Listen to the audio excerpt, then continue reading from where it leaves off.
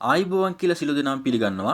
අද මම වීඩියෝ එකකින් කතා කරන්න යන්නේ ඕ කට්ටියක මේ Facebook එක හරහා සිදුවෙන වැරදි වැඩක් ගැන තමයි අද මම කියලා දෙන්න යන්නේ. හරි. ඒක කොහොමද අපි හදාගන්නේ කියලාත් අද මම වීඩියෝ එකකින් කතා කරනවා. හරි.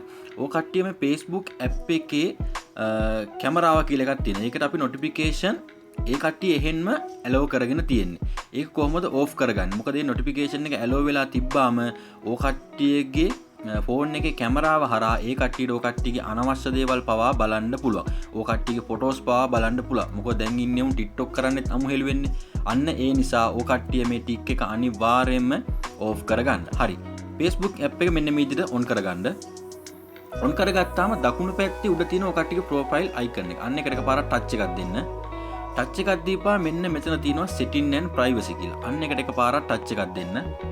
ටච් එකක් දීපුවාම ඒ යටතේ තියෙනවා setting කියලා මේ උඩින්ම. අන්න එකට එකපාරක් ටච් එකක් දෙන්න. ටච් එකක් දීපුවාම මෙතන තියෙනවා search setting කියලා. අන්න එකට එකපාරක් ටච් එකක් දෙන්න.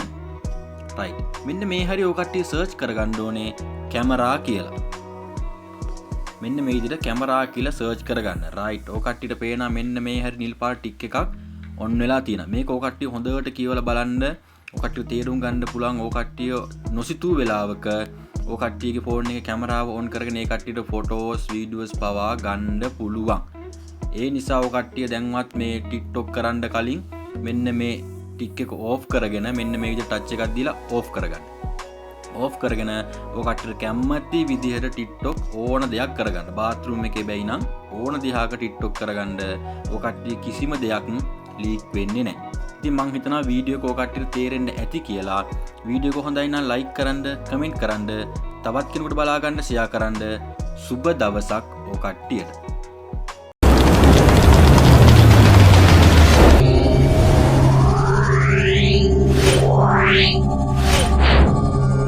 Meow.